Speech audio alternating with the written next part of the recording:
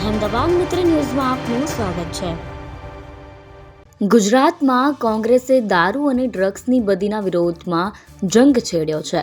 છેલ્લા કેટલાક દિવસથી અલગ અલગ રીતે સરકારને ઘેરવાનો પ્રયાસ કરવામાં આવી રહ્યો છે। આજે કોંગ્રેસની વિદ્યાર્થી પાંખ NSUI દ્વારા અમદાવાદમાં બાઇક રેલી યોજી સે નો ટુ ડ્રગ્સ અભિયાન હાથ ધરવામાં આવ્યું।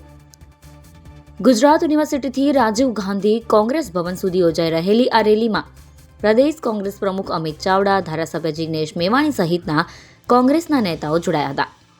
જિગ્નેશ મેવાણીએ કહ્યું કે ગૃહમંત્રી હર્ષ સંઘવી આજે મારા વિધાનસભા વિસ્તારમાં છે, તેમને આહવાન કરું છું કે આવી જાઓ, ગુજરાત પોલીસ ભવનમાં ડ્રગ્સ મુદ્દે 1-to-1 ડિબેટ કરીએ।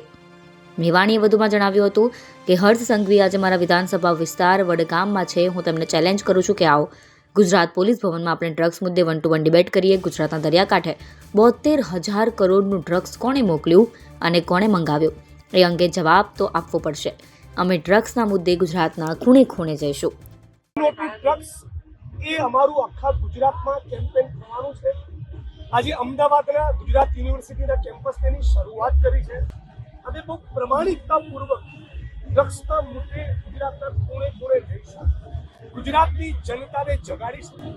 ગુજરાતની બહેન દીકરીઓ માતાઓને અપીલ કરી રહ્યા છે કે વધુ સંખ્યામાં આપણી બહેન દીકરીઓ માતાઓ હવે ગુજરાતમાં જીવવા નહીં બની।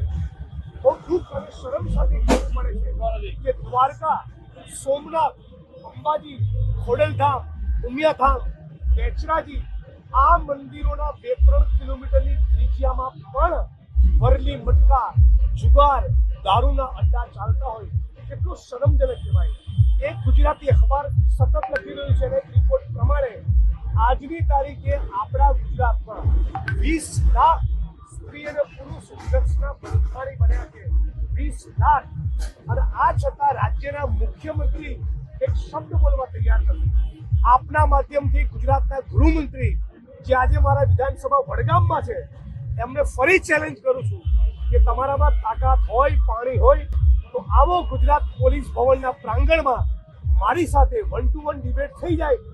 અને મારાથી ડરતા હોય, ગભરાતા હોય તો અમારે NSUને કોઈ છોકરા સાથે ડિબેટ કરી લે, બાકી જવાબ તો આપવો પડશે કે ગુજરાતના દરિયા કાંઠે 72,000 કરોડનું ડ્રગ્સ કોણે મોકલ્યું અને કોણ એ ડ્રગ્સ ખરીદનારું હતું।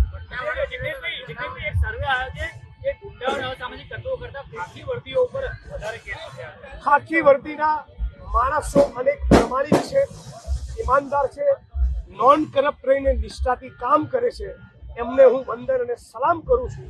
જે ભ્રષ્ટ છે, જેમને ચરબી કૂદે છે, જે કાનૂન ને બંધારણનું સન્માન નથી કરતા, રાજ્યની સરકારે પોતે એમના પટ્ટા ઉતારી દેવા જોઈએ। અને ફરી હું મારી વાત ઉપર કાયમ છું, ફરી રાજ્યના ગૃહમંત્રીને ચેલેન્જ કરું છું, આટલા ડરશો, ગભરાશો નહીં, આવો જાહેરમાં પોલીસ ભવનના પ્રાંગણમાં ડ્રગ્સ ક્યાંથી આવે છે એના મુદ્દે ડિબેટ કરીએ।